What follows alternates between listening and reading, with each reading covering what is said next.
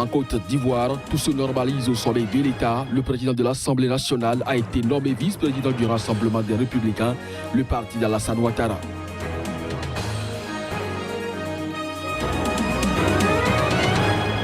En République centrafricaine, l'opposition démocratique dénonce l'instrumentalisation de la justice par le pouvoir. Elle l'a fait savoir lors d'une sortie médiatique. Marie-Hubert Djamani nous en dira plus. Au Nigeria, au moins 30 personnes ont été tuées. C'était dans une attaque menée contre des villages d'éleveurs Peul dans l'état d'Adamawa, dans le nord-est du pays.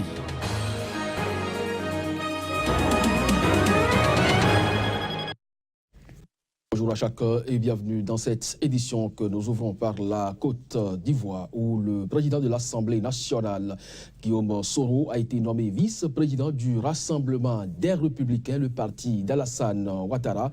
On suit le compte rendu à travers ce reportage. Guillaume Soro, le président de l'Assemblée nationale ivoirienne, a intégré la direction du RDR, le parti au pouvoir. Il a en effet été nommé vice-président du Rassemblement des Républicains RDR, le parti d'Alassane Ouattara, faisant partie des 33 vice-présidents qui viennent d'être nommés par Henriette Diabaté, la présidente du RDR. Guillaume Soro est en charge de sa région d'origine, le Tchologo, dans le nord du pays. Pour rappel, il y a 2 mois, lors du congrès du parti, son absence avait été particulièrement remarquée. Il est également resté de longues semaines à l'étranger. Tout cela ajouté à l'emprisonnement de son directeur de protocole pour détention illégale d'armes a alimenté les rumeurs sur une éventuelle brouille avec le président Ouattara. Au Nigeria, au moins 30 personnes ont été tuées et c'était dans des attaques menées contre des villages d'éleveurs Peul dans l'état d'Adamawa. Là, nous sommes dans le nord-est du pays. De l'ethnie chrétienne Bachama, des agriculteurs ont attaqué ce lundi 4 villages d'éleveurs Peul musulmans dans la région de Nouman. Et selon le porte-parole de la police de l'Adamawa, Othman Aboubakar, les victimes de cette attaque sont principalement des femmes et des enfants. Et pour cause, la plupart des hommes étaient absents car ils avaient emmené leur troupeau paître en brousse ou s'étaient rendus au marché d'une localité proche pour vendre leurs bêtes. L'attaque a été confirmée par le patron du syndicat des éleveurs de l'Adamawa, Mafindi Dambouram. D'après lui, plus de 60 femmes et enfants ont été massacrés au cours de l'attaque. L'imam de la mosquée centrale de Nouman, Aminou Yacoub, quant à lui, a assuré que 47 corps avaient été transférés à la morgue avant d'être enterrés ce mardi selon la tradition musulmane. Avec cette terre fertile traversée de cours d'eau douce, la région de Nouman est le cœur de l'agriculture et de l'élevage dans l'état d'Adamawa. On reste dans le cadre des attaques, lutte contre les attaques terroristes dans le Sahel. Bientôt l'armement des drones de surveillance déployés dans le ciel, un atout supplémentaire dont l'usage sera strictement encadré pour permettre de lutter plus efficacement contre les djihadistes. Reportage. Capable de surveiller des zones sensibles jusqu'à 20 heures d'affilée en toute discrétion, entre 7000 et 13 000 mètres d'altitude, le drone, une fois armé, pourra agir immédiatement en cas d'identification d'une cible. Ce, sans attendre l'arrivée d'un chasseur qui peut prendre du temps. L'usage de ces drones, une fois armés de missiles air-sol, sera strictement encadré par la France, d'après le chef du détachement de drones sur la base aérienne de Niamey. La France dispose ici de 4 Mirage 2000 et de 5 drones de fabrication américaine. Ces derniers sont chargés d'observer sans relâche les groupes armés au Sahel et de collecter du renseignement.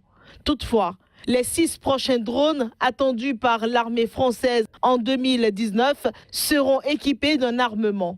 Il est ici question d'un sujet sensible. La France se veut rassurante, ce sont les militaires et non un service de renseignement comme la CIA qui auront la main sur les drones armés. Et pour ouvrir le feu, les équipements français appliqueront exactement les mêmes critères qu'un pilote de Tigre ou de Mirage.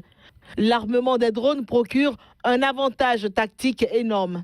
Mais un officier français au Sahel prévient, en se remémorant l'Afghanistan, qu'il y a de vraies questions éthiques qui doivent être bordées.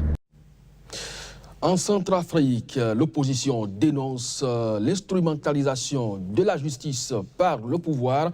Marie-Hubert Djamani a participé à cette conférence de presse au cours de laquelle cette annonce a été faite. Une commission de sélection avait retenu 20 officiers de police judiciaire afin de constituer l'équipe d'enquête du procureur de la Cour pénale spéciale pour la République centrafricaine. Dans le texte de validation qui vient d'être signé, le ministre de la Justice a décidé de remplacer 10 des 20 officiers de police judiciaire par d'autres personnes, ce qui avait conduit la communauté internationale et les bailleurs de fonds à boycotter la cérémonie de prestation de serment des OPJ et à suspendre les financements de la Cour pénale spéciale. Pour les partis politiques de l'opposition démocratique, cette entrave du gouvernement porte gravement atteinte à l'indépendance et à l'impartialité de la justice. Face à cette dérive totalitaire, les partis politiques sous-signés condamne fermement l'instrumentalisation de la justice par le président Touadéra et M. Flavien Mbata, ministre de la Justice, garde des Sceaux. L'opposition démocratique estime que l'arrêté du ministre de la Justice du 30 mai 2017 créant la commission d'enquête judiciaire vise à faire échec aux procédures engagées au plan pénal par les personnalités mises en cause. Parmi les personnalités politiques accusées d'apporter un soutien aux groupes armés figure notamment Ferdinand Alexandre Nguendé, président du Rassemblement pour la République, RPR. 3 heures de temps passé dans le bureau du président de cette commission d'enquête judiciaire. La seule question que j'ai retenue, mais Monsieur le Président, comment nous allons faire pour que le pays puisse retrouver la voie de la paix et de la quiétude? Et ma réaction était de dire que le format n'est pas indiqué. Cette affaire est révélatrice du malaise qui règne depuis quelques mois à Bangui. Une situation qui, malheureusement, ne contribue guère à l'apaisement et à la cohésion sociale. En Guinée équatoriale, la Cour constitutionnelle a validé les résultats des élections législatives, sénatoriales et municipales du 12 novembre. Elles ont été largement remportées à 92% par le parti présidentiel et sa coalition. Reportage. La Cour constitutionnelle équato-guinéenne a confirmé les résultats des élections législatives, sénatoriales et municipales du 12 novembre dernier. Ces résultats confirment une fois de plus le pouvoir du parti présidentiel et sa coalition qui l'emporte à 92%. Toujours selon la Cour constitutionnelle, le Parti citoyen pour l'innovation, membre de l'opposition, a comptabilisé 5,77% de voix, grâce auxquelles il obtient un député unique représentant de l'opposition sur les 100 parlementaires que compte l'Assemblée nationale. Quant à la coalition regroupant l'Union du Centre Droit UCD et la Convergence pour la démocratie sociale CPDS, elle n'a aucun élu dans ce triple scrutin. Elle a à son actif 2,23% des votes. La victoire du Parti démocratique de Guinée équatoriale PDGE au pouvoir depuis près de 40 ans dans le pays était prévisible. Le PDGE et ses 14 partis alliés ont obtenu la totalité des 75 sièges de sénateurs, 99 des 100 sièges de députés et ont été élus à la tête de toutes les mairies du pays. La participation au scrutin a été de 84%. L'opposition, qui avait déjà dénoncé fraude et irrégularité le jour du scrutin, a fustigé une honte électorale et des résultats antidémocratiques. De son côté, la commission électorale, elle, s'est félicitée d'élections transparentes qui a traduit la maturité du peuple équato-guinéen. Signalons que la Guinée équatoriale est dirigée sans partage depuis 1979 par le président Théodoro Obiang Nguema. L'enseignement supérieur connaîtra de mutations en France. L'entrée à l'université sera bientôt régie par de nouvelles règles. Le projet de loi a été examiné mercredi en Conseil des ministres. Pendant ce temps, des centaines de lycéens ont défilé à Paris pour exprimer leur opposition. Reportage. Le projet de loi dénommé Orientation et réussite des étudiants, bientôt en vigueur en France, vise notamment à supprimer le tirage au sort et à réduire le taux d'échec en première année de fac. Toutefois, il ne fait pas l'unanimité. Bien au contraire, il est vivement critiqué par plusieurs syndicats lycéens, étudiants ou encore des enseignants. Ces derniers dénoncent une sélection déguisée. Mais les membres du gouvernement se défendent. Il ne s'agit donc pas d'une réforme qui a pour objectif d'empêcher l'accès à l'enseignement supérieur. C'est bien une réforme qui a pour objectif de faire que l'on y réussisse et que l'on sorte de cette habitude que nous avions pris d'avoir ces taux d'échec insupportables, passer de l'accès à l'enseignement supérieur pour tous à l'accès à l'enseignement supérieur pour tous et la réussite pour chacun. Nous avons donc précisé ces différentes règles d'affectation en réaffirmant que les universités accepteraient l'ensemble des bacheliers qui souhaiteraient s'y inscrire, qu'elles les inscriraient dans les filières du choix du bachelier. Et c'est très important parce que la motivation d'un bachelier, c'est essentiel à ses réussites. Mais que nous demandons aux bacheliers de faire confiance à l'enseignement supérieur pour lui proposer un parcours qui va l'aider et l'accompagner vers la réussite. Et c'est vraiment le cœur de cette réforme. À Paris, plusieurs centaines de jeunes s'étaient donné rendez-vous à la mi-journée à la place de la République pour manifester contre un texte qui, selon eux, instaure une sélection à l'entrée à l'université. Jusqu'à présent, tout titulaire du bac pouvait s'inscrire en licence générale.